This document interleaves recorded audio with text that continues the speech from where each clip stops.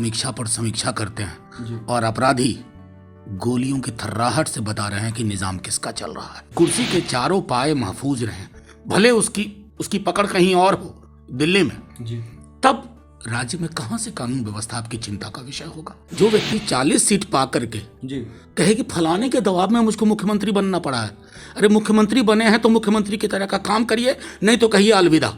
अब हालात वो होंगे कि सड़क विधानसभा को जगाएगी, बाहरी विधानसभा को सुनने को मजबूर कर देगी। नमस्कार, आप देख रहे हैं लाइव सिटीज। मैं हूं आपके साथ सौरभ राज। बिहार में कानून व्यवस्था के ऊपर फिर से सवाल खड़े हो गए। क्या नीतीश कुमार से बिहार नहीं संभल रहा है?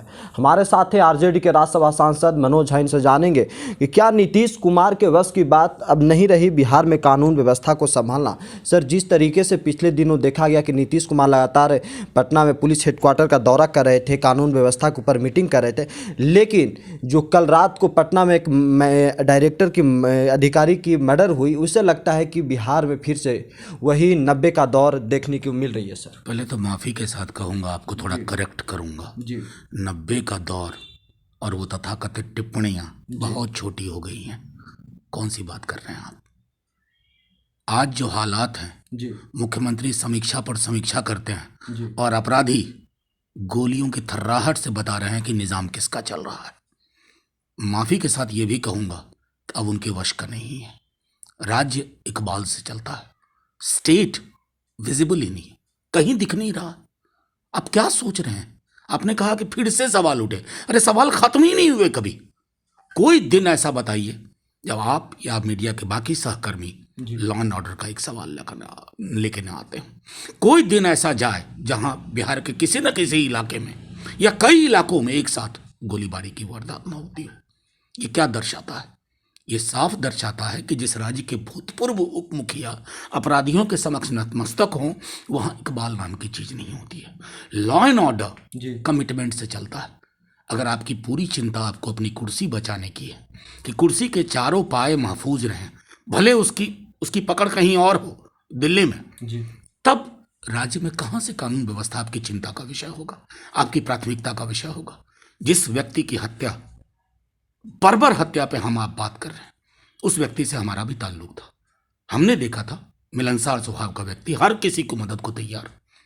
बहरहाल वो व्यक्तिगत स्तर की बातें हैं, जाने दीजिए। लेकिन सामूहिक चिंता में बिहार आ गया। मैं तो माननीय गवर्नर साहब से आग्रह करूंगा कि बाकी राज्यों के गवर्नर साहब संदेश भेजते हैं केंद्र को, बिहार की लचर भी क्या कहूँ, बिहार में कानून व्यवस्था नाम की चीज नहीं है, उसके बारे में संदेश जाना चाहिए ऊपर तक। सर, नेता प्रतिपक्ष तेजस्वी यादव ने नीतीश कुमार से इस्तीफा मांगा है। क्या नीतीश कुमार को अब इस्तीफा दे देना चाहिए बिहार के लिए? सर, मैं समझता हूँ तेजस्वी जी, वो एक कहते हैं ना बात, हमको उनसे है वफा की उम्मीद, जो नहीं जानते वफा क्या है। कहाँ से इस्तीफा देंगे? जो व्यक्ति 40 सीट पा करके कहे कि फलाने के दबाव में मुझको मुख्यमंत्री बनना पड़ा है, अरे मुख्यमंत्री बने हैं तो मुख्यमंत्री की तरह का काम करिए, नहीं तो कहिए अलविदा, मैं जा रहा हूं। कम से कम बिहार को महफूज रखने की व्यवस्था होनी चाहिए ना। लोग मौलिक चीजों के लिए सरकार चुनते हैं और उन मौलिक चीजों पर, चाहे कानून व्यवस्था का सवाल हो, रोजगार का सवाल हो, स्वास्थ्य का सवाल हो, शिक्षा का सवाल हो, एक चीज बताइए जहां आपकी कोई उपलब्धि हो, शून्य से ऊपर जाकर दिखा दीजिए। मैं उस दृष्टिकोण से देखा जाए। क्या सर अब पूरा विपक्ष को सड़क पर उतरने की ज़रूरत है? सर, क्योंकि जब बात सरकार से नहीं बनती है, कुछ सरकार से नहीं संभलती, तो क्रांति की ज़रूरत हो जाती है। क्या बिहार में क्रांति की ज़रूरत? देखिए, मैं सीधे तौर पे कहता हूँ, विपक्ष सड़क पे था, विपक्ष सड़क पे है, विपक्ष सड़क पे रहेगा। नवंबर के महीने में चुनाव हुए और हमने वक्त दिया कि आप कानून व्यवस्था, रोजगार के सवालों पर कुछ ब्लूप्रिंट लेके आइए।